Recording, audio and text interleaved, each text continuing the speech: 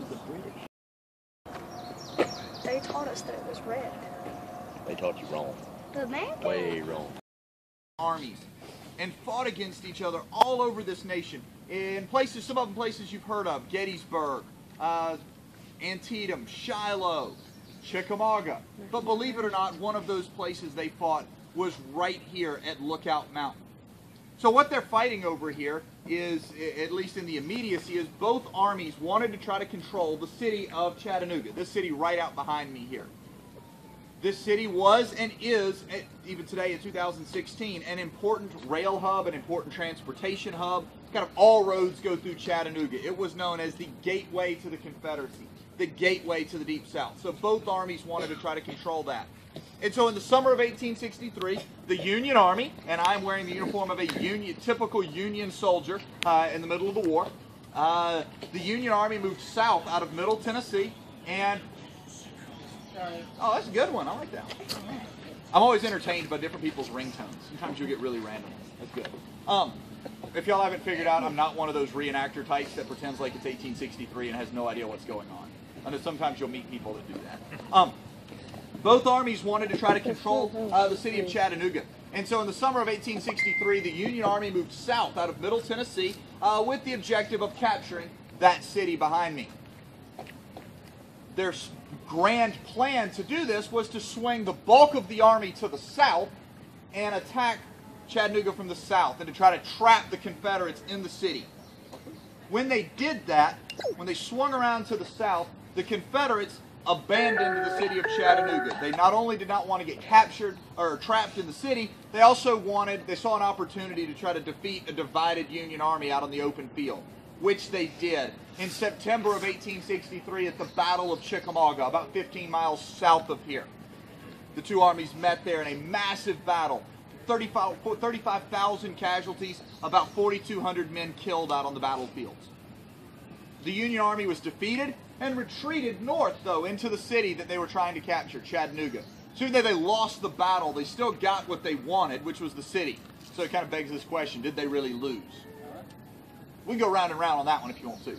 But the Union Army retreated into the city, and in October and November of 1863, the Confederates laid siege. And finally, in late November of 1863, the Union Army broke this siege with a series of attacks here at Lookout Mountain and across the valley out at what's called Missionary Ridge, which is this low ridge kind of in the near distance, where you can see the interstate cut through. The Union Army was victorious in these battles and drove the Confederates south. And as the Confederates retreated, they kind of knew this was a major turning point after post-war period to grapple with a question. How do you remember this? What do you do? How can you avoid forgetting about this? Now, on the one hand, you would think, how could they forget about this? Surrounding or in the dining rooms all over the country, there's empty chairs and empty tables all over the place. How could they forget? But they were still concerned about that. And so a tradition emerged within the year. Finally, in May of 1868, this holiday is made official by veterans of the Union Army. Union dead. He's only talking about Union dead. He says, go into those places where the Union dead lie and decorate their graves with flowers and flags of the nation that they helped save.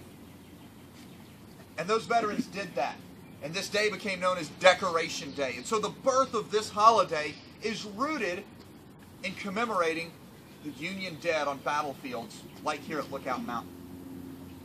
But that holiday, and again, I hate to use the word holiday to talk about Decoration Day or Memorial Day, that holiday evolved very quickly. It became to mean more than just Union dead. Traditions of decorating Confederate dead grew in the 1860s and 70s and 80s. By the 1880s, Americans are decorating the graves of those young men who died on the battlefields of the Great Plains of the American West. That we decorated the graves of the young men and emerging young women who gave their lives on the battlefields of the South Pacific or Western Europe or North Africa in the 1940s. On the Korean Peninsula in Southeast Asia. We decorated the graves of those young men who gave their life in the Middle East. And I don't have a grave right here. I do have Chattanooga National Cemetery out in the city, though. And that's going to be kind of what I'm aimed at when I fire. I'm going to kind of aim at the cemetery. Don't worry, I'm not going to hit anything. I'm firing blanks, and it's several miles away. They won't even hear it. But at some point today, I would encourage you, after you leave here at Point Park, go out into Chattanooga National Cemetery. I can think of no better way to commemorate those young men and carry on that tradition of decorating graves than for us to participate in that. Stop in at a gas station or a grocery store or wherever, pick up a couple of flowers, and just go put them on a grave, even if you don't know the guy or gal who's buried there. We're going to fire this. I'm going to fire this weapon Again, when I level the weapon, I'm getting ready to fire, and it might be relatively loud, so if you've got small children, babies, anything like that, you may want to cover their ears. Okay? Cover Michael's. If you folks don't mind, y'all mind like kind of swinging that way just a little bit, or coming up here? I'm getting ready to fire that way. Yeah, you're good that way. See this.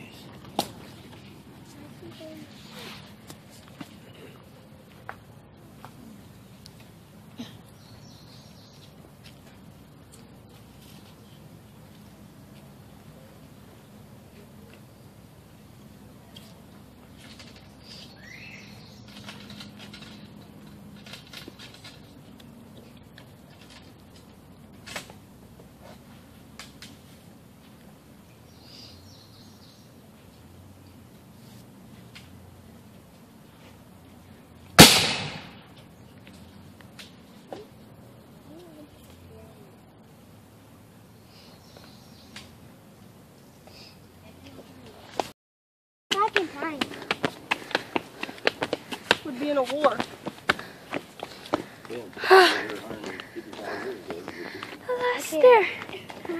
last stair is always the hardest. Oh no, there's more. 1,863 feet. You sure? You're cute, cutie. How cute. No. How cute you are. Yeah, you're going to get tons of views. Yeah, you are. You're so cute. I'm going to get tons of hairballs. Thanks. Thanks. You're my hairballs.